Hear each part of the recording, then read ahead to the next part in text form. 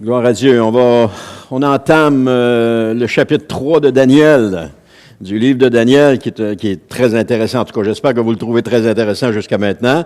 Moi, je le trouve intéressant. À mesure que j'avance dedans, je trouve ça de plus en plus intéressant. Et c'est un livre qui est aussi quand même riche pour les croyants. Parce que, puis on va s'y attarder, pas le livre, mais le chapitre 3 est quand même riche pour les croyants, puis on va s'y attarder pendant cette semaine et puis 2 autres semaines, parce qu'il y a quand même beaucoup de choses à voir dedans. Et on a vu dans les chapitres précédents, et qui sont disponibles sur notre page YouTube et notre page Facebook, ceux qui veulent aller les voir, on a vu dans les chapitres précédents qu'on a observé qu'un petit groupe de personnes, malgré l'hostilité de leur entourage, restaient attachés à Dieu. Et que la plupart des habitants de Juda subissent les conséquences de leur adoration idolâtre. Donc, ils ont été déportés à Babylone à cause de leur idolâtrie.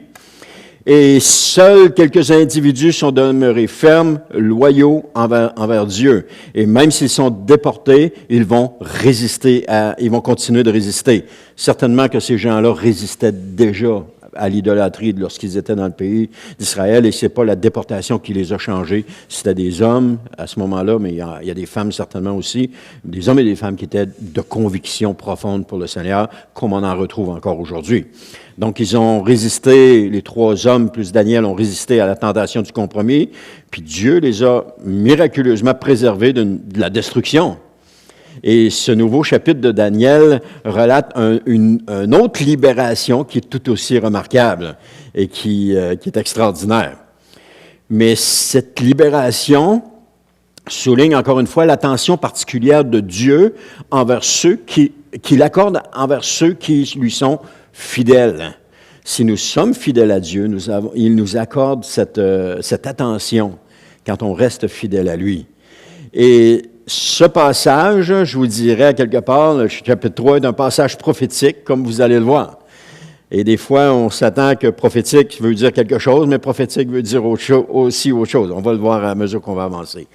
Donc, également pour les chrétiens aujourd'hui qui refusent d'embrasser les valeurs de ce monde ou les normes de ce monde qui l'entourent, Dieu offre à la fois encouragement profond, leçons pratiques, et puis instruction importante.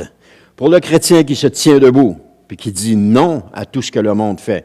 Parce que vous savez, Dieu nous attire vers la vie éternelle, mais le monde nous tire vers le bas, vers la vie terrestre. Il nous attache à cette vie terrestre. Il veut qu'on reste là.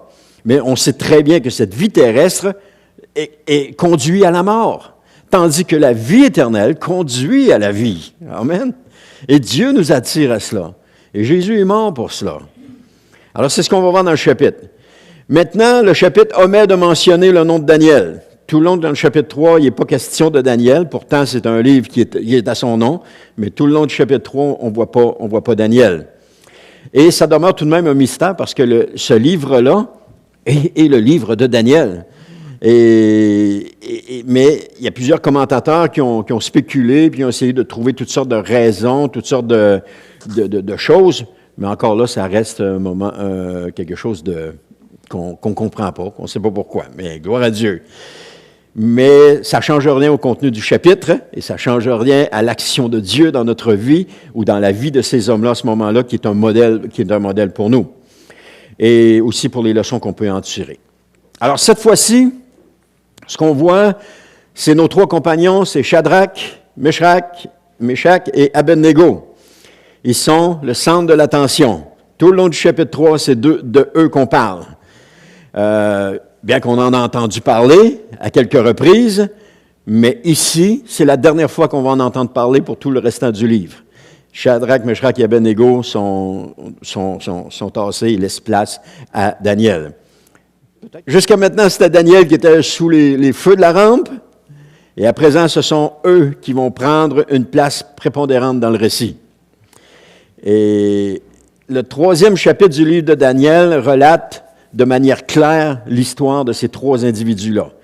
Et si vous ne savez pas qu'est-ce qui leur arrive, je vous encourage à lire cette semaine le chapitre 3, à prendre le temps de le lire pour voir qu'est-ce qui se passe dans tout ce chapitre-là pour avoir une idée. Et quand vous allez arriver la semaine prochaine pour la suite de l'enseignement, vous allez être plus attentif. Vous allez dire, ah, c'est vrai, j'ai vu ça. Ah, j'avais pas vu ça.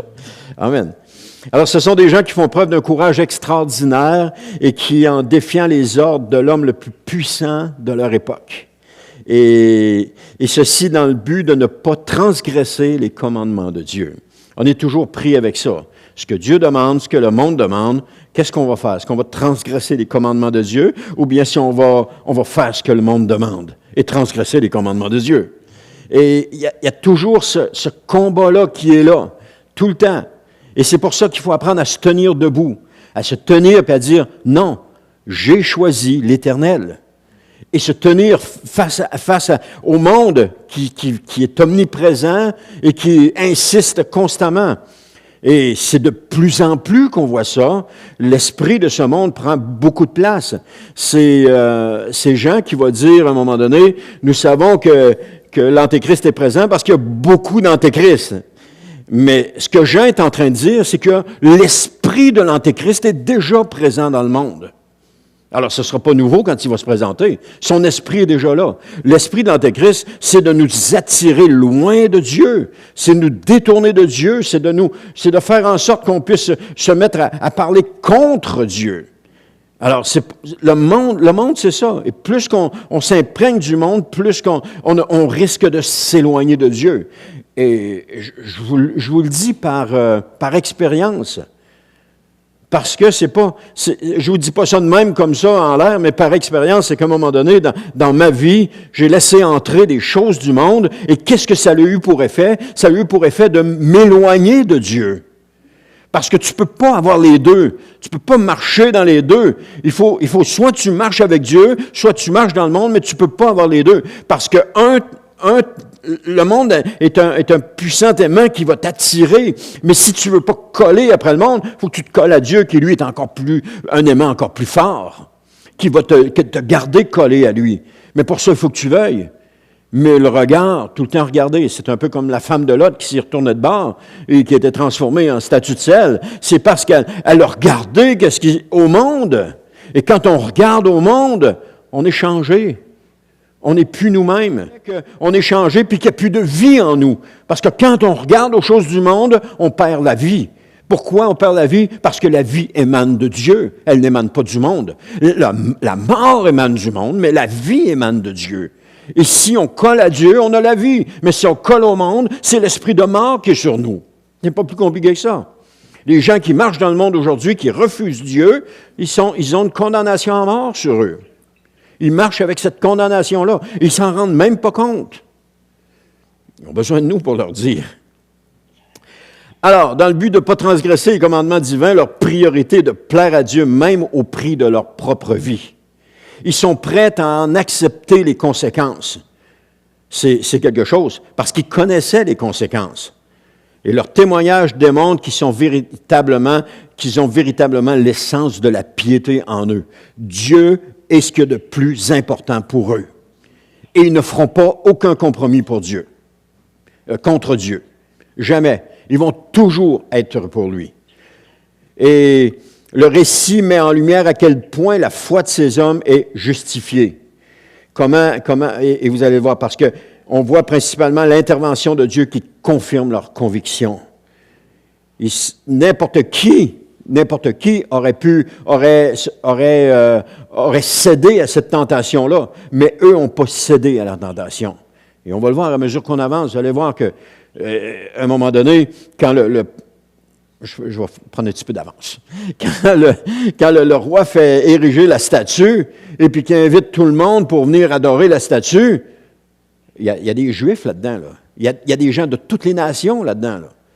Et puis les trois seuls qui se plient pas devant la statue, c'est Shadrach, Meshach et Abednego. Tous les autres se sont courbés devant la statue.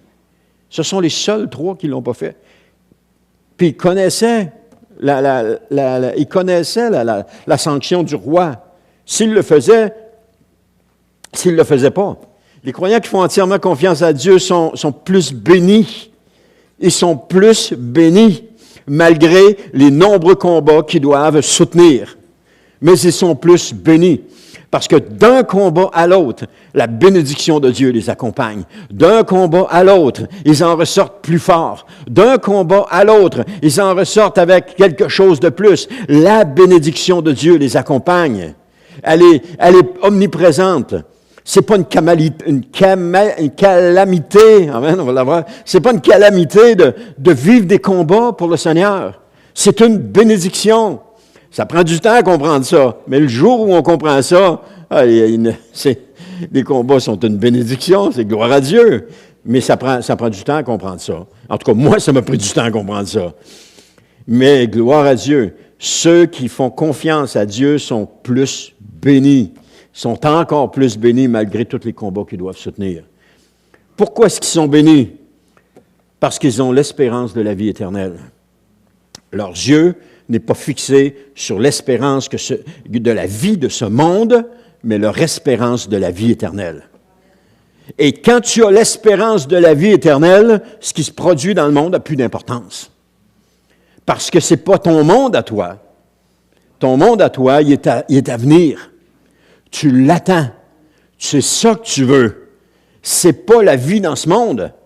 On se laisse tenter, on se laisse embobiner, et puis on marche au gré de nos pensées dans ce monde actuel, en négligeant que notre vie à nous et c'est la vie éternelle. Et un jour, on va pouvoir y entrer, mais ça ne sera pas sans difficulté, sans combat. Ça ne sera pas sans difficulté, sans combat, ça va toujours être là. La mort pour le croyant, c'est pas la fin, mais c'est la concrétisation de leur foi en Dieu. Pour Shadrach, Meshach et Abednego, d'aller mourir dans la fournaise, c'était la concrétisation de leur foi en Dieu. Ça peut sembler difficile à comprendre, ça peut sembler, tu vois, c'est spécial, mais c'était leur foi en Dieu. C'était, Seigneur, nous ne plierons pas les genoux devant cette idole, nous sommes prêts à mourir plutôt que de te désobéir. Parce que Dieu leur avait certainement dit, pliez pas les genoux devant cette idole. De toute façon, il l'avait dit. Parce qu'ils se sont rendus à Babylone parce que la majorité des gens ont plié les genoux devant des idoles. Et là, Dieu, ils sont là, et puis, non, Seigneur, on ne pliera pas les genoux devant l'idole, même si on doit mourir. C'est ça qui a fait leur force. La foi en Dieu, la mort était leur concrétisation de la foi en Dieu. Le chapitre ne se concentre pas principalement sur leur libération miraculeuse, parce qu'ils ont vécu une libération, c'est incroyable. Bien que cette libération extraordinaire suscite notre adoration envers Dieu. Parce qu'on dit, mais Seigneur, c'est extraordinaire de voir ça. Mais il y a une autre facette encore plus importante qui mérite notre attention dans cela. C'est que le chapitre 3 met en lumière la tentation de 3 jeunes hommes par le mal. Et leur ferme refus de céder constitue le cœur du récit. Tout le long dans le récit, c'est ce qu'on voit. Leur refus de céder. Nous ne céderons pas à la tentation. Nous ne céderons pas à l'idolâtrie. Ouais, mais vous allez mourir, les gars. C'est pas ça qui compte. Nous ne céderons pas. On ne désobéira pas à notre Dieu. Parce que Dieu peut nous apporter la vie. Mais lui, là, Nabuchodonosor, il va nous apporter la mort. Alors, on ne cédera pas à ça. Nous, ce qu'on veut, c'est la vie. Et on marche avec Dieu. Amen. C'est toute une leçon pour les croyants de se tenir debout aujourd'hui dans le monde actuel. De se tenir debout puis de dire, moi, Seigneur, j'ai décidé de marcher avec toi. Alors qu'on voit, je regardais un sondage aux États-Unis, où est-ce que la foi est prépondérante, ben, elle est en diminution. Des gens, de plus en plus, vont confirmer qu'ils n'ont plus la foi, qu'ils ont abandonné la foi. Et là, il y en a de plus en plus. Ça y va, ça s'en va bientôt vers la moitié des gens qui vont confirmer qu'ils n'ont plus la foi. C'est quelque chose. Et ça c'est le mouvement qui fait ça, qui amène les gens là. Alors ça, c'est des gens qui ne se sont pas tenus debout pour Dieu, qui ont accepté des compromis dans leur vie, et puis à un moment donné, ils se sont collés sur le monde, ils ont collé sur les choses du monde, et puis et tranquillement, leur foi s'est éteinte, puis finalement, ils ont dit, moi, je ne crois plus en Dieu. Il ne faut pas coller sur les choses du monde. Il faut se tenir debout pour le Seigneur. Tenir pour le Seigneur. Le Seigneur, il n'y a personne qui va prendre ta place dans ma vie. Seigneur, il n'y a personne que je vais adorer autre que toi dans ma vie. Parce que Dieu, c'est ce qu'il y a de meilleur. Dieu nous offre la vie. Le monde nous offre la mort. C'est pas compliqué à comprendre. Dieu a dit dans Deutéronome, à un moment donné, il dit, je place devant vous la vie et la mort. Nous sommes constamment avec ce choix devant nous, la vie et la mort. Qu'est-ce qu'on prend? La mort ou la vie? La mort ou la vie? Et là, on oscille entre les deux, la mort, la vie, la mort, la vie. Mais à un moment donné, ça va pencher d'un côté et puis ça ne reviendra pas. Mais je souhaite que ça penche du côté de la vie, puis que ça reste du côté de la vie. Je le souhaite pour tout le monde, qu'on reste du côté de la vie. Ils sont prêts à se distinguer des autres, même si cela les expose à une mort atroce. La fournaise ardente, oui. Ils sont vraiment des hommes de foi et de courage. Sommes-nous des hommes et des femmes de foi et de courage? Avons-nous la force de nos convictions?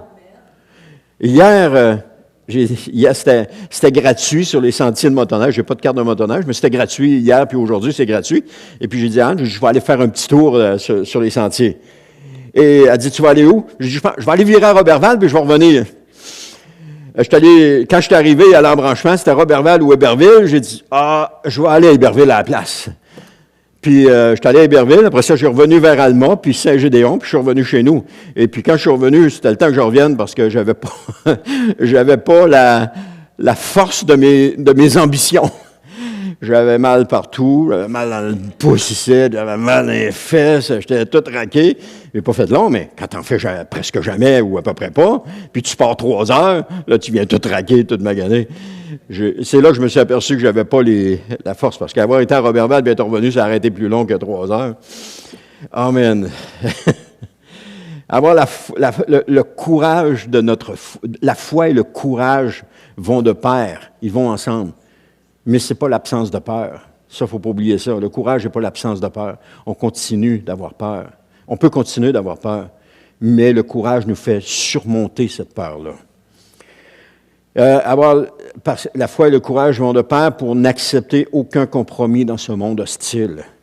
Il faut vraiment du courage et une foi inébranlable dans les promesses de Dieu. Une foi et du courage inébranlable dans les promesses de Dieu. Et quelle est donc cette promesse de Dieu? La promesse de Dieu, c'est la vie éternelle qui nous a donnée par Jésus. C'est la promesse. C'est ce que Dieu nous offre. Une vie qui n'aura plus de fin, mais une vie dans l'amour, dans la paix, dans la joie, dans l'absence de conflit, dans l'harmonie parfaite. C'est ça que Dieu nous offre. Ça n'a rien à voir avec le monde aujourd'hui, avec la vie que le monde offre, ça n'a rien à voir. La vie éternelle, c'est ce que Dieu nous offre. Et c'est à ça qu'on doit s'attacher.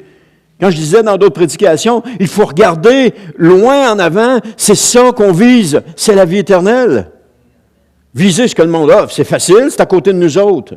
Mais viser la vie éternelle, c'est ce que Dieu nous offre. Alors pour ça, il faut garder nos yeux sur Dieu. Il faut garder nos yeux sur la promesse, puis avoir foi dans la promesse. Quand Jésus est mort, il a dit, « Seigneur, je remets mon esprit entre tes mains. » Jésus n'avait plus de contrôle. Tout appartenait à Dieu maintenant. Il n'y avait plus de contrôle. La personne qui meurt aujourd'hui, elle n'a plus de contrôle. On a du contrôle sur notre vie. Là. On est capable de dire oui, de dire non. On a un libre arbitre. Mais le jour où on décède, « Seigneur, je remets mon esprit entre tes mains, j'ai plus de contrôle. » Ça appartient à Dieu à partir de là. Et si tu as marché toute ta vie avec Dieu, soit... Mais si tu as eu une vie de compromis, loin de la présence de Dieu, ton sort est scellé. Que tu aies marché avec Dieu, que tu n'aies pas marché avec Dieu, ton sort est scellé. C'est fini. On ne peut plus rien changer. Il y en a qui disent, « Oh, je m'arrangerai bien avec lui, mais je suis de l'autre côté. » Non, tu ne peux pas. Tu ne peux pas rien changer, c'est fini. C'est scellé, puis ça ne changera plus. Soit tu ressuscites à la première résurrection quand Jésus va revenir, soit tu ressuscites à la seconde résurrection pour passer en jugement. Mais il n'y a plus d'autre choix. C'est le seul qui s'offre à toi. C'est les seuls choix qui s'offrent. Et la vie éternelle, c'est ça qu'on doit viser. C'est ce qui devrait motiver les vivants au plus haut point. C'est ça qu'on devrait s'attacher. Parce que si on s'attache à ça, à la vie éternelle que Dieu offre, toutes les choses qu'on va vivre, toutes les difficultés qu'on va vivre vont juste nous raffermir dans cette position-là. Ils vont juste faire en sorte que notre désir va grandir encore plus, puis qu'on va dire, Seigneur, c'est ça que je veux. C'est ça que je veux. Mais malheureusement, on s'attache aux choses de la terre. On s'attache à ce qu'il y a sur la terre, et puis on oublie ça complètement, puis on focus juste sur la terre. Il faut s'attacher à Dieu. Puis si tu t'attaches à Dieu, tu t'attaches aux promesses. Ah, c'est ça que je voulais dire tantôt pour Jésus. Lorsque, après ça, Dieu a ressuscité Jésus 3 jours après, et puis Paul va dire, si l'Esprit qui a ressuscité Jésus va aussi vous ressusciter, ou quelque chose du genre, ça veut dire que cette promesse-là, que lorsqu'on va mourir dans le Seigneur, on va avoir confiance, on va mourir avec confiance que Dieu va nous ressusciter un jour. Il va nous ressusciter pour être avec Jésus. Et ça, on ne meurt pas dans l'angoisse et la peur, on meurt dans la confiance. On sait qu'un jour, Dieu va venir nous ressusciter. Et puis, il va le faire, amen, et puis on va entrer dans la vie éternelle pour toujours avec le Seigneur Jésus et avec Dieu. Il y a un passage dans l'Apocalypse qui dit, je vais faire de toi une colonne dans le temple de Dieu, tu n'en sortiras plus jamais. C'est pas une punition. Alléluia! C'est d'être dans la présence de Dieu pour le restant de l'éternité. C'est loin d'être une punition, là. C'est une colonne, c'est quelque chose, c'est ce qui soutient c'est ce qui soutient le toit, c'est ce qui soutient le toit du temple. C'est une bénédiction. Amen. Faut viser ça, frères et sœurs. Faut chercher ça. Donc, pour résister aux conséquences de nos choix, il faut la foi. Je le répète, pour résister aux conséquences de nos choix, il faut la foi. Pas la foi dans nos capacités, mais la foi en Dieu seul. Faire confiance à Dieu. Point à la ligne. Et ça, c'est des choses qui s'expérimentent dans notre vie de tous les jours. Des choses qui s'expérimentent à des niveaux plus bas, à plus petite échelle, si on peut le dire comme ça, et qui font en sorte que ça fait grandir notre foi. C'est comme quand Jésus disait, si quelqu'un est fidèle dans les petites choses, il va l'être aussi dans les grandes. On associe ça aux responsabilités, on associe ça aux dons d'argent, etc., toutes sortes de choses, mais on peut l'associer aussi à la foi. Si tu es fidèle, si tu gardes la foi dans les petites choses, bien, à mesure, ta foi va grandir, elle va grandir, et puis tu vas avoir la foi pour les grandes choses. Jésus va dire, si on avait la foi, la grosseur d'une graine de sénévé, on déplacerait des montagnes. Ça veut dire que la foi qu'on a peut changer les circonstances, peut changer les choses. Mais il faut avoir la foi en qui? Dans quoi? En Dieu et en ses promesses, dans ce qu'il nous a dit. Persévérer là-dedans, garder les yeux sur lui, garder la foi en lui, parce que Dieu, c'est lui qui est le rémunérateur de notre foi. Point à la ligne. Il y a personne d'autre qui peut rémunérer notre foi, c'est Dieu seul. Mais ça vient avec des combats, ça vient avec des difficultés, ça vient avec des déceptions, ça vient avec des temps de sombre sans réponse. Mais combien est-ce que c'est merveilleux? Parce que ça nous change, ça nous transforme, ça nous fait grandir la foi en nous, ça nous colle davantage au Seigneur et ça nous fait l'aimer encore plus. Amen. Je disais au Seigneur, je vous l'ai déjà dit, je le répète parce qu'il y en a qui ne l'ont pas entendu, je disais, Seigneur, même si ça fait mal, continue, arrête pas. Ça, je l'ai dit souvent au Seigneur. Dans des moments où est-ce que j'en broyais, je disais, Seigneur, arrête pas. Même si ça fait mal, continue, arrête pas. Et c'est ce que le Seigneur a fait. Il a tout le temps continué. Puis aujourd'hui, je rends gloire à Dieu pour cela. Est-ce que c'est parfait? Non. J'ai-tu encore des choses à apprendre? Oui, j'en ai encore beaucoup à apprendre. Mais je me colle de plus en plus à Dieu, de plus en plus proche de lui, parce que Dieu m'offre la vie. J'ai mis devant vous la mort et la vie. Choisissez la vie. C'est ça qu'il nous dit. Choisis la vie. Il nous donne la réponse. Il nous dit quoi choisir. C'est pas compliqué. Amen. Alors, une majorité de croyants sont préoccupés par leur vie sur cette terre. Hein? Qu'est-ce qu'on va devenir? Qu'est-ce qu'on va faire? Qu'est-ce qui va arriver? Etc. Tout est concentré sur la vie sur cette terre. Mais nous savons que cette vie ne nous apporte rien, comme je vous l'ai dit plusieurs fois, en contrepartie de la vie éternelle qui nous apporte la vie pour toujours. La vie ici ne nous apporte rien. Seigneur, on va dire, inquiétez-vous pas pour le manger et le boire, inquiétez-vous pas pour les vêtements, inquiétez-vous pas pour le toit, je vais pourvoir à toutes ces choses-là. Puis là, il nous donne des exemples dans Matthieu 5, 6 et 7, il nous donne des exemples de cela, de ne pas s'inquiéter de ces choses-là, que Dieu va pourvoir à tout cela. Et je ne m'inquiète pas, je ne m'inquiète plus. Je fais confiance à Dieu. Je fais confiance à Dieu. On marche avec ça, on y va. Alléluia. Amen. La vie éternelle, c'est celle qui a le plus de valeur. Il n'y en a pas de plus grande valeur. Alors, c'est ce que Shadrach, Meshach et Abednego vont démontrer dans cette nouvelle épreuve qui leur est proposée. Ils rejettent catégoriquement toute idée de compromis. Est-ce qu'on peut prendre ces trois jeunes hommes-là comme modèle pour nos vies? De rejeter les compromis dans nos vies. De rejeter tous ces compromis-là qui nous détruisent. Puis juste faire confiance à Dieu. Juste faire confiance à Dieu. Pour eux, le mal demeure mal et ils se refusent, peu importe les conséquences. Peu importe les conséquences. Des fois, on va accepter des choses juste parce qu'on ne veut pas froisser personne. On va accepter des compromis dans notre vie, alors que Dieu nous demande autre chose. On va le faire. Ils n'acceptent aucune forme de péché, allant même jusqu'à refuser toute forme de dialogue avec celui-ci. Ils ne veulent pas dealer avec le péché. Et c'est là tout l'aspect qui mérite notre attention à ce moment-ci, dans ce passage-là. Parce que ça nous enseigne encore une fois comment maintenir un témoignage vivant envers Dieu au sein d'un monde qui lui est étranger. Jésus a été le modèle vivant par excellence dans un monde hostile. Hier, on avait une présentation, c'était l'épisode quoi? 7 de la saison 2. On avait ça ici, puis on voyait le monde hostile autour de Jésus. C'était vraiment frappant, là. Jésus a été ce modèle parfait. Ah, puis la prochaine représentation, c'est dans 2 semaines, samedi dans 2 semaines. La semaine prochaine, c'est notre soirée de prière. L'autre semaine après, ça va être la présentation du film. On vous invite à être là, c'est tellement bon. Surtout les partages après. Ils sont bénissants. Amen. Alors,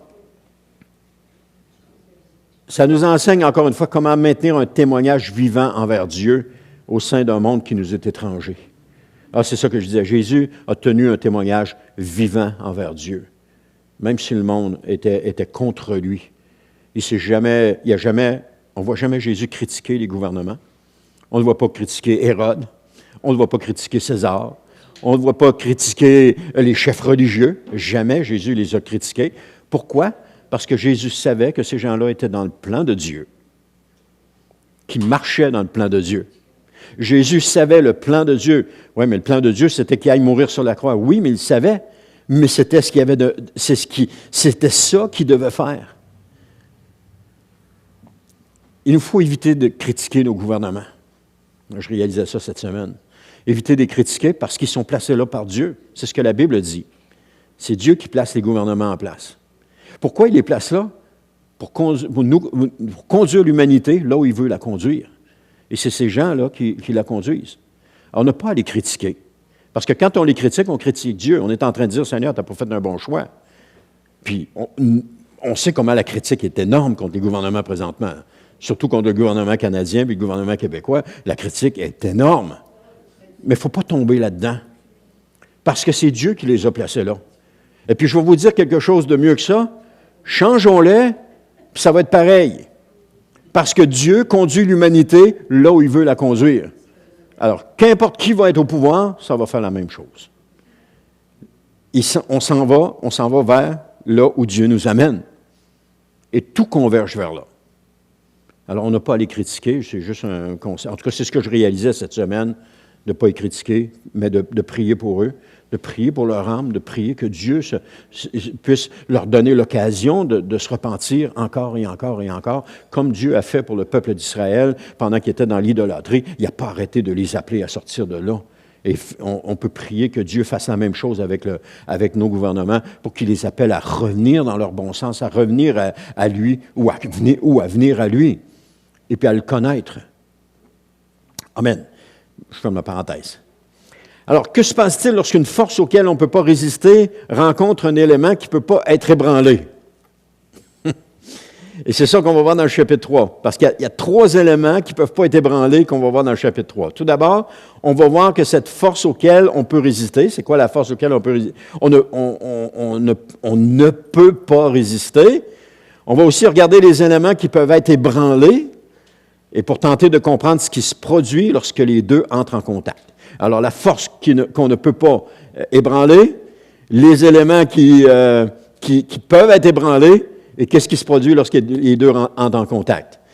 Et avec Dieu, c'est pas ce que vous pensez. Avec Dieu, c'est toujours contraire de ce que nous pensons. Alors, la première chose qu'on va voir, c'est la force auquel on ne peut pas humainement résister. C'est dans Daniel, chapitre 3, verset 1, qui nous dit « Le roi Nabuchodonosor fit faire une statue d'or de 30 mètres de haut et de 3 mètres de large. Il la fit ériger dans la plaine de Doura, dans la province de Babylone. » D'abord, la force auquel on ne peut pas résister est le roi Nabuchodonosor. Pourquoi? Parce que le roi a droit de vie et de mort sur tous ces sujets. Alors, quiconque s'élève contre le roi va être tué. C'est pas compliqué. Ça discutait pas beaucoup dans ce temps-là. C'était, on élimine assez rapidement ceux qui se dressent contre l'autorité. Mais à une époque de son règne, il fait ériger une statue, c'est ça qu'on vient de voir. Elle a 30 mètres de haut, puis elle a 3 mètres de large. Bon, elle fait plutôt disproportionné, mais c'est quand même ça qu'il a fait faire. Et il a fait ériger dans la plaine de Doura. La plaine de Doura était entourée de montagnes, ce qui fait que des milliers de personnes qui vivaient peut-être dans ces montagnes-là pouvaient voir la statue en plein milieu de la plaine. Et la plaine, c'est planche, les montagnes sont chaque côté, donc tu peux voir loin, ils pouvaient voir la statue. Et la statue est à l'effigie du roi, est à l'effigie du roi. Mais ce n'était pas un fait unique, parce que les souverains babyloniens puis syriens avaient l'habitude de faire des statues à leur modèle à eux, pour que les gens puissent les voir, les admirer. On en voit encore aujourd'hui, il y en a en Corée du Nord, il y a des statues. Écoutez, je regardais un reportage sur la Corée du Nord, et puis les visiteurs qui viennent visiter, bien entendu, il y a un guide, mais avec le guide, il y a quelqu'un qui surveille le guide pour pas qu'il parle mal contre le gouvernement. Et là, la première place qui les amène, c'est au pied des 2 grosses statues pour déposer des gerbes de fleurs. Si tu fais pas ça, tu rentres pas là, tu vas pas plus loin que ça. Ah, mais ça se peut-tu? Encore aujourd'hui, on a encore ces grosses statues-là. Puis souvent, les pays comme ça, souvenez-vous, en Irak, il y avait l'immense statue de Saddam Hussein qui a été détruite après que le régime est tombé. Et un peu partout, il y a des grosses statues comme ça. Même en Russie, c'était-tu Lénine qui avait sa statue? C'est ça? Il y avait sa statue. Donc, ces gens-là, ces dictateurs-là qui s'élèvent, font faire une statue à leur effigie. Amen. Donc, le verset 2 et 3 de Daniel 3 nous dit « Puis il convoqua les satrapes, les préfets, les gouverneurs, les conseillers, les trésoriers, les juristes, les magistrats et tous les dirigeants des provinces pour l'inauguration de la statue qu'il avait fait dresser. Alors, on recommence la liste, les satrapes, les préfets, les gouverneurs, les conseillers, les trésoriers, les juristes, les magistrats et tous les dirigeants des provinces s'assemblèrent pour l'inauguration de la statue que le roi Nabuchodonosor avait érigée et ils se tinrent debout face à la statue élevée par le roi. » Alors, des hauts dignitaires qui sont clairement identifiés ici dans le passage. On les voit par leurs différents titres. Je ne les répéterai pas, on les a déjà vus 2 fois. Ils convergent tous vers la région de l'Empire pour cet événement-là. Ils sont appelés, ils sont invités à venir pour se prosterner devant la statue. Il s'agit probablement de la première célébration d'une telle envergure dans le pays. Je ne me souviens pas comment le roi a eu cette idée-là, mais il invite tout le monde. Puis la foule est immense parce qu'on sait que tous ces gens-là sont là, mais il y a des gens aussi qui sont venus. Et puis on sait que la statue est dans une plaine, est entourée de montagnes, il y a de la place pour mettre beaucoup de monde. Et puis, l'empereur tout-puissant de Babylone, élève une statue en son honneur et à celui des dieux. Alors, il est probable aussi que les gens affluent de toutes les contrées de l'Empire, comme je viens de vous dire. Daniel, chapitre 3, versets 4 à 6, nous dit « Un héros proclama à haute voix, « À vous, hommes de tout peuple, nation et langue, on vous fait savoir qu'au moment où vous entendrez le son du cor, du fifre, de la cithare, de la lyre, de la harpe, de la double flûte et de toutes sortes d'instruments de musique, vous vous prosternerez devant la statue d'or que le roi Nabuchodonosor a fait ériger et vous l'adorerez, celui qui refusera de se prosterner devant elle et de l'adorer sera jeté aussitôt dans la fournaise où brûle un feu ardent. » Un héros proclame à haute voix. Il annonce solennellement le décret du roi. Hein? Il l'annonce à la foule qui est là puis qui se tait soudainement lorsqu'elles entendent la voix qui se fait entendre. Personne peut échapper aux exigences de cette ordonnance-là. Parce que tout le monde est là, puis tout le monde, au son des instruments de musique, vont devoir se prosterner. Si quelqu'un reste debout, tout le monde va le voir. Et premièrement, si tout le monde le voit, c'est parce que les gens ont les yeux ouverts pendant qu'ils se prosternent. Mais tout le monde va le voir. Personne ne peut échapper aux exigences de cette ordonnance-là. Et parmi l'Assemblée, il se trouve des représentants de divers peuples et nations parlant aussi différentes langues. Parce que l'Empire babylonien était formé de peuples conquis. Lorsque le roi allait conquérir un pays, il ramenait les gens dans son pays pour former le pays. Et non seulement cela, il les établissait partout à la grandeur du pays. Mais on peut voir d'où provenaient ces gens-là à cause des instruments de musique qui sont mentionnés là. Parce que chacun avait amené ses instruments de musique ou sa coutume avec lesquels il jouait. Je n'ai pas fait la liste des différentes places, mais on voit ça dans les versets 5, 7, 10 et 15 qui énumèrent les instruments qui sont utilisés. Donc, c'était des gens de différentes peuplades. Mais il y a aussi un passage dans les Écritures qui nous démontre cela. C'est dans Esther, chapitre 8, verset 9, qui nous dit « On convoqua les secrétaires impériaux sur le champ, le 23e jour du 3e mois, c'est-à-dire le mois de Sivan, on écrivit aux Juifs, aux satrapes, aux gouverneurs et aux ministres des 127 provinces qui s'étendaient de l'Inde à l'Éthiopie, tout ce qu'ordonnait Mardoché.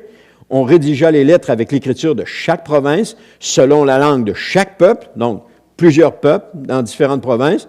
De même, on écrivit aux Juifs avec leur écriture dans toute langue. Donc, les Juifs étaient répandus partout dans le pays de Babylone. Ils n'étaient pas juste à Suse, dans la capitale, ils étaient partout dans le pays.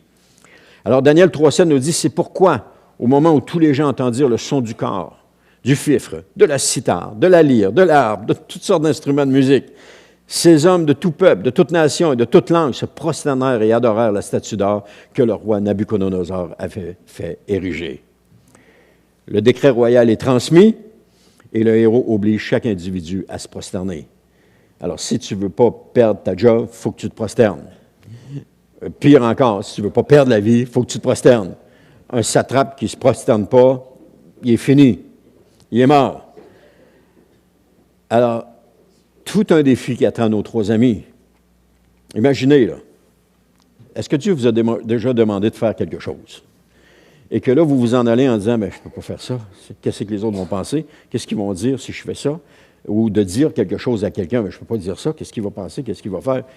Ça m'est arrivé. Dieu m'a demandé, tu parles à un tel. Oui, mais Seigneur, qu'est-ce que je vais faire? Qu'est-ce qu'il va penser de moi? Qu'est-ce qu'il va dire? Etc. Non, tu parles à un tel. Et là, tu t'en vas, puis avec toute la crainte qu'il y a à l'intérieur de toi, tu obéis par la foi à Dieu, tu prends ton courage à deux mains, t'es bébé chrétien, là. Il y en a pour qui c'est facile, il y en a qui sont venus au Seigneur, puis ils ont commencé à parler tout de suite, il n'y avait pas de problème. Mais il y en a d'autres, c'était un petit peu plus difficile. Et puis, il fallait qu'ils fassent confiance à Dieu par rapport à ce qu'il disait.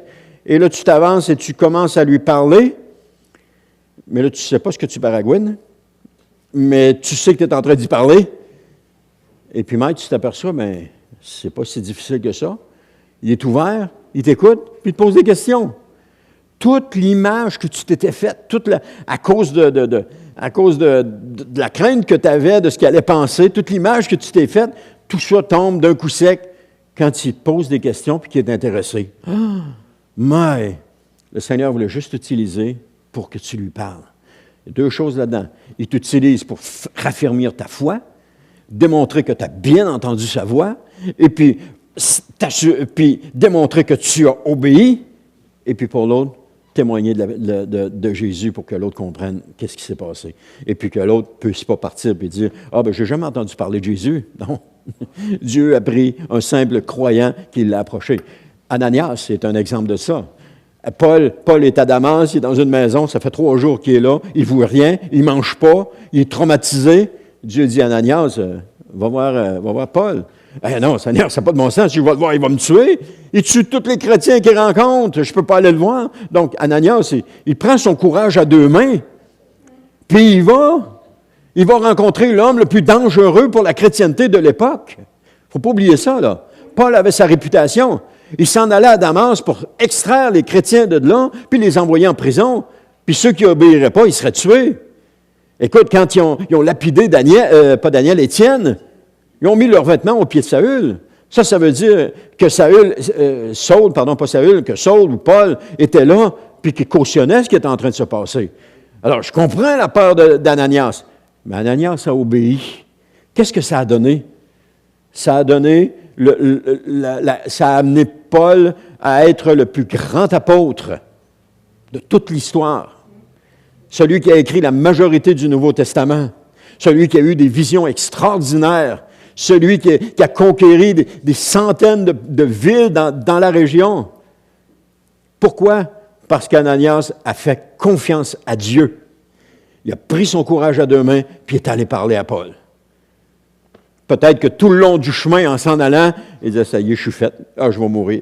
Ah, je vais mourir, c'est certain. Mais Seigneur, je suis prêt à mourir pour toi. Seigneur, je suis prêt. Seigneur, ma vie est en règle avec toi. Tu peux faire ce que tu veux avec moi. Merci de m'envoyer dans cette fournaise-là, parce que je sais que je vais mourir. Puis là, il s'en va avec ça en disant, je vais mourir. Mais Seigneur, je te prie, fais en sorte qu'il ne me tue pas tout de suite, ou qu'il ne me fasse pas souffrir. Il m'a aidé à ça. Mais quand il arrive à Paul, bang, il y a toutes ces pensées qui s'étaient faites à cause de la peur, toutes tombent. Et puis là, il réalise que Dieu est en train de se révéler à cet homme-là et que cet homme-là va connaître le plus grand changement dans toute sa vie qu'il n'a jamais connu auparavant. Et que Dieu va s'en servir comme étant le plus grand apôtre que la terre a connu, si on peut le dire ainsi. Amen. Alors, qu'est-ce qu'ils vont faire, nos amis? Accepter le compromis dans leur vie puis se prosterner devant la statue? Bon, ben dans le fond, c'est rien qu'une statue. Ça ne change rien à ma relation avec le Seigneur. Ouais, dans le fond, je suis peut-être mieux de me courber devant la statue, puis d'accepter le compromis. De même, je n'aurai pas de trouble, puis personne ne va avoir du trouble, puis tout doit être correct. Ou encore de résister à l'ordre du roi, puis de le payer de leur vie. Qu'est-ce qu'ils vont faire? Comme le monde dit, pour le monde, c'était une cause perdue d'avance. Soit ils se prosternent puis adorent, puis ils sont rejetés par Dieu à cause de l'adoration d'une idole, soit ils ne se prosternent pas puis ils n'adorent pas, puis ils sont envoyés dans la fournaise ardente puis ils vont périr. Pour le monde, c'est une cause perdue d'avance. Qu'importe ce qu'ils vont faire, c'est fatal. Mais pour eux, ce n'était pas ça. Pour le croyant, c'est une cause gagnante. Parce que ce qui compte, ce n'est pas la vie éphémère dans le monde dans lequel on vit, c'est la vie éternelle. Et pour eux, c'est une cause gagnante. Je ne me prosterne pas, il m'envoie dans la fournaise et je m'en vais dans la vie éternelle. C'est gagnant, là. C'est très gagnant. C'était la plus belle option. Bien entendu, c'est facile à dire, hein? C'est très facile à dire, mais c'est pas tout à fait comme ça qu'on le vit quand on le vit. Mais pour le croyant, c'était une cause qui était gagnante. Alors, quand on obéit à Dieu, ça peut paraître perdue d'avance, mais c'est une cause gagnante. Tu ne peux pas avoir une cause plus gagnante que ça.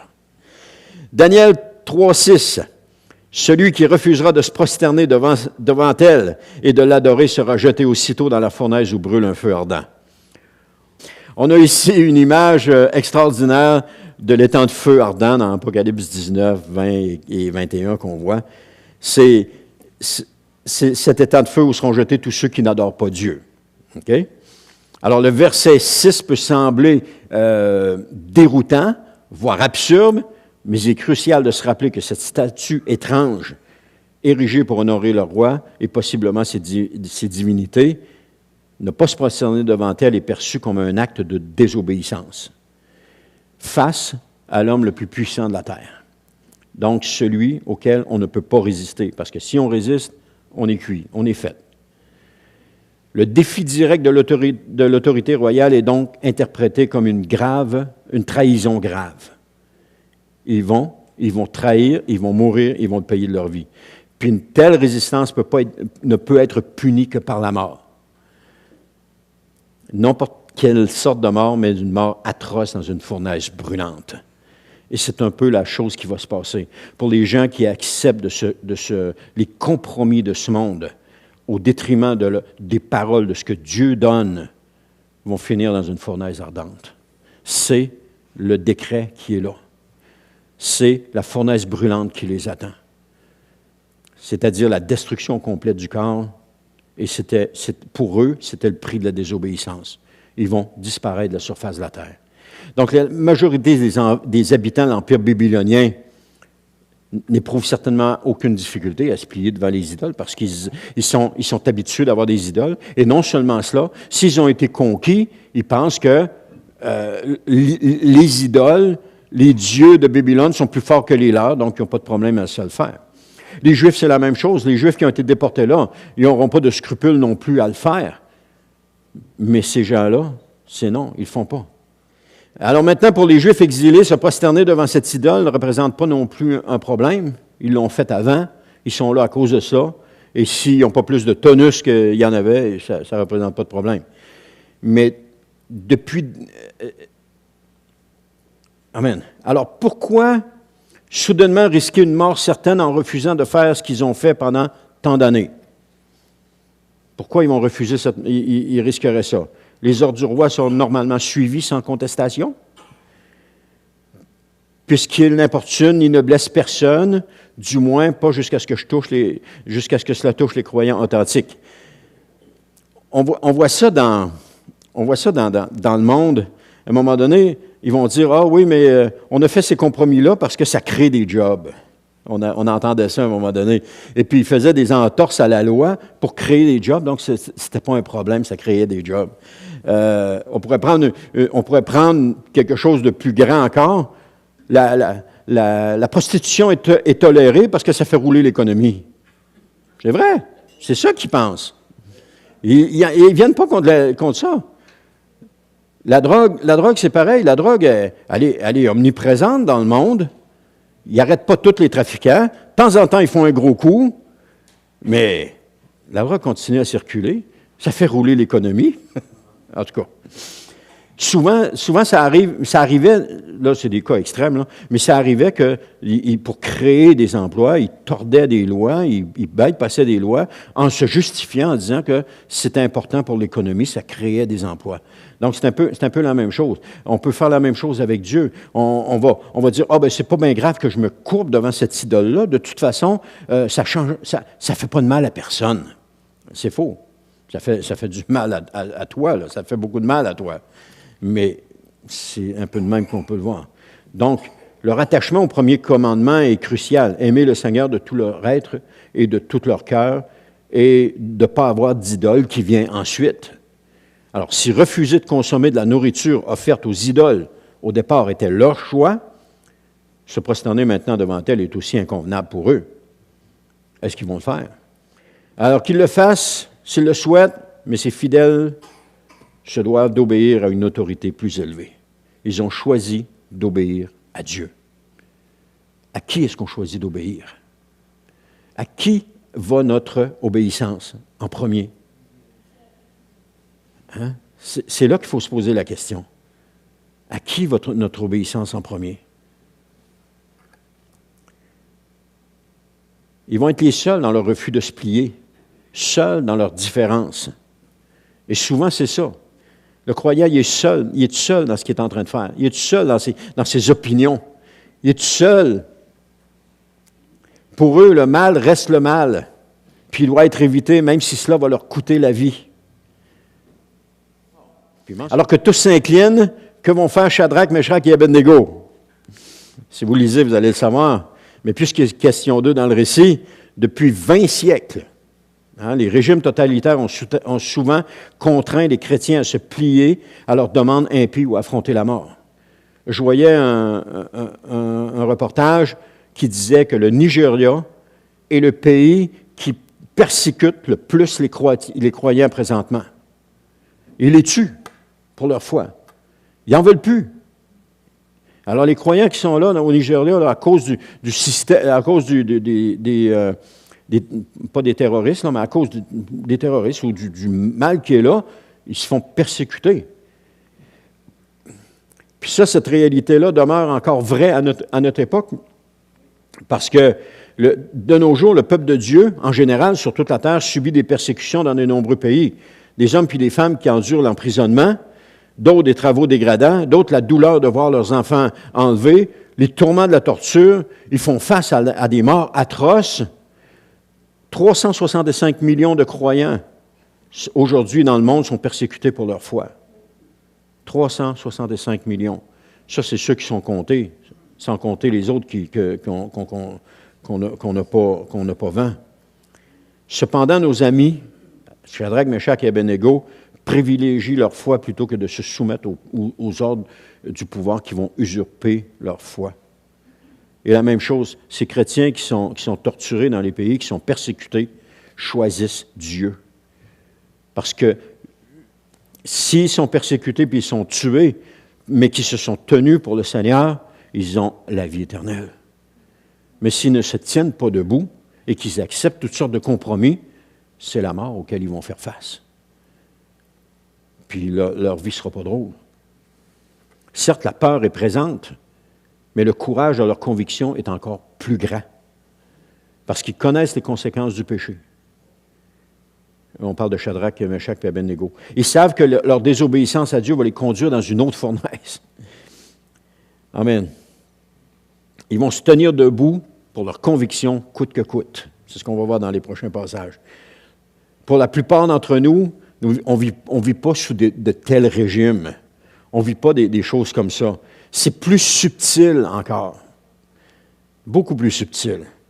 Cependant, aujourd'hui, il y a encore aujourd'hui les paroles de Samuel Rutherford, un pasteur écossais il demeure pertinente pour nous. Il dit « Il ne vous sera pas permis de glisser tranquillement vers le paradis dans la présence de Jésus sans avoir eu une lutte à mener et une croix à porter. » Dans notre entourage, le monde nous pousse à suivre ses pas dans le péché en répétant sans cesse « Tout le monde le fait, pourquoi pas toi? » Pourquoi agir différemment des autres? Mais on peut faire les choses sans accepter le compromis. On peut aller là où est-ce que Dieu veut qu'on aille sans accepter le compromis. Viens juste une fois, tu vas voir. Tu n'as rien à craindre. D'ailleurs, les jeunes chrétiens sont particulièrement tentés et incités de céder à l'ivresse, à perdre leur virginité avant le mariage, à l'homosexualité, le mensonge, à regarder des contenus obscènes, à ne pas respecter le jour du Seigneur, à gaspiller leur argent, à s'adonner au jeu, à perdre leur temps, à acquérir de l'argent de manière malhonnête, puis bien d'autres péchés.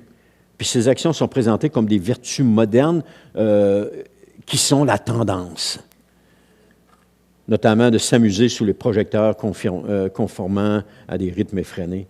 Alors le monde impose sa propre fournaise ardente à ceux qui refusent d'adorer ses idoles. Cette fournaise est faite de moqueries, de ridicule, de mépris, d'exclusion, d'indifférence envers ceux qui craignent Dieu et mènent une vie droite. Il faut du courage. Pour nos jeunes aujourd'hui, il faut du courage pour se tenir face aux autres et dire non, moi je ne plie pas, je ne fais pas de compromis avec le monde. On a élevé des enfants et parmi nos enfants qu'on a élevés, on en a qui ont fait des compromis, ils sont revenus à Dieu, bien entendu, mais ils ont fait des compromis, mais il y en a d'autres qui n'ont jamais fait de compromis. Je n'ai une, elle n'a jamais plié. Qu'importe ce qu'elle aurait de l'air, qu'importe ce que les autres vont penser d'elle, c'était non. Dieu avait la priorité dans sa vie, puis elle est encore comme ça aujourd'hui. Dieu a la priorité dans sa vie, puis elle ne fait pas de compromis. C'est extraordinaire de voir ça. Mais pour les jeunes, c'est pas facile. C'est un combat de tous les jours. Parce que le monde est là. Tout le monde le fait. Tout le monde le fait. Fais-le. Ah oui, vas-y, fais-le. Mais tu l'as pas fait. Là, tu fais. Ils font rire d'eux autres. Alors, cette pression-là semble insupportable pour beaucoup de jeunes chrétiens qui vont tomber, qui vont accepter des compromis dans leur vie. Mais c'est la même chose pour nous aujourd'hui aussi. Le monde nous présente toutes sortes de choses. Est-ce qu'on va accepter des compromis ou non? Une fois, je vais voir un endroit j'avais besoin de support comme ça, 90 degrés, avec une barre comme ça. Je vais vous le dessiner comme ça. Les supports étaient faits de même comme ça, puis avec une barre comme ça, parce que c'était pour mettre au mur pour tenir une galerie. Et puis, je vais voir un endroit où est-ce qu'il fait de la soudure, et puis j'ai dit au gars, ça me prendrait 2 supports comme ça, avec du fer angle comme ça. Tu peux-tu me faire ça? Il dit, oui, pas de problème, je vais te faire ça. J'ai dit, comment ça coûte? Il dit, ça va être 100$. OK, c'est beau, on va y faire faire. J'ai dit, quand est-ce que ça va être prêt? Il dit, viens, vendredi, ça va être prêt. OK, j'ai dit, je vais venir après le travail vendredi les chercher. Il dit, pas de problème. J'arrive là. Celle-là, je l'ai portée longtemps sur mon cœur. J'arrive là, puis j'ai dit, bon, mais j'ai dit, ça fait 100$? Il dit, oui. Il dit, 100$. Mais j'ai dit, j'ai besoin d'une facture. J'ai besoin d'une facture. Il dit, non, je ne fais pas de facture, là, puis c'est pas de taxe, là. C'est 100$, puis ça finit là, je ne fais pas de facture. Eh bien, au lieu de dire, bien, garde-les, vire de bord, on va m'en aller faire ailleurs. Là, je pense que, là, il faut que je les installe demain. J'ai quelqu'un qui vient m'aider pour les installer demain. Il faut que ce soit fait demain. C'est toutes les pensées qui me viennent. Finalement, je dis, je dis ce que j'aurais jamais dû dire. OK, c'est correct. Mais bon sang, je me suis senti mal pendant des semaines par après. J'avais désobéi au Seigneur, j'avais accepté un compromis. C'est petit, là, mais c'est un petit qui peut nous amener dans un autre plus grand, mais c'est un petit où est-ce que là, j'avais la honte sur moi de ne pas m'être tenu debout. C'était pas pressant de les faire le lendemain. Ça pouvait attendre. Puis, celui qui devait m'aider le lendemain, c'était mon père, puis il n'est pas venu, puis il est décédé dans l'avant-midi. Oui, c'est ça. Il n'est pas mort à cause de ça, là, mais il est décédé. Tout ça mis ensemble, là, il est décédé dans l'avant-midi. Je les ai installés tout seul. Il y avait quelqu'un qui restait chez nous, un Africain qui restait chez nous à l'époque. Et puis, j'ai dit, veux-tu m'aider? Il dit, oui, je vais t'aider, il n'y a pas de problème. Fait que je les ai installés avec lui. Puis, mon père n'est jamais venu. Je ne savais pas. Il ne filait pas. Puis, il filait pas.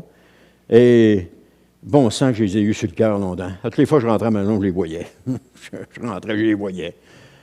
Ça a été horrible. Mais je pense que ça a été la dernière fois où j'ai dit non. Plus jamais. Plus jamais, plus jamais, plus jamais. Je vends ma roulotte. On est ici à Alma. On achète une roulotte. On va à Winnipeg avec. Quand on revient, ça avait coûté une beurrée en gaz. J'ai dit non, c'est fini, là. On revend ça. Le gars qui l'achète, il dit, écoute, mets-moi un montant plus bas, là, pour pas que je paye trop de taxes dessus. Il dit non. Je t'avais à 3 000, c'est 3 000, je la baisse pas. J'étais même prêt à dire, mais si tu ne veux pas, va-t'en, il va en vendre un autre, il n'y a pas de problème. Finalement, il a dit, OK, c'est correct. J'avais appris ma leçon. Il n'était plus question que j'achète quelque chose puis qu'il n'y ait pas de facture. Je vends ma tante roulotte à quelqu'un. Il dit, bon, marque tel montant. Non, c'est ce montant-là, je te fais ce montant-là, je marque ce montant-là, je ne fais plus de compromis là-dessus. J'ai appris ma leçon. Et c'était surtout, c'était constamment. Quelqu'un arrivait et disait, je vais te faire ça en dessous de la table. Non, tu me donnes une facture. Je veux pas. Oui, mais tu vas sauver les taxes. Non, je veux les payer les taxes. Hey, tu passes pour un hurluberlu, là.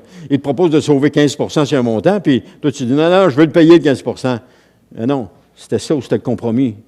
Entre le compromis et l'honnêteté, j'ai choisi l'honnêteté. Amen. Alors, qu'est-ce qu'ils vont faire? C'est ce qu'on va voir dans la suite, la semaine prochaine, avec Shadrach et Abednego. Qu'est-ce qu'ils vont faire? Allez lire le passage, le chapitre 3, vous allez voir. Et puis, on va voir des choses extraordinaires là-dedans, encore une fois. Mais aujourd'hui, tenons-nous debout pour le Seigneur. Au-delà des sentiments et des émotions, tenons-nous debout sur la parole de Dieu. C'est tellement notre surappui. C'est tellement notre roc. C'est tellement notre forteresse. Tenons-nous debout sur la parole de Dieu. Et laissons le Seigneur agir, puis nous, acceptons pas de compromis dans notre vie. Non, il n'y aura pas de compromis dans ma vie.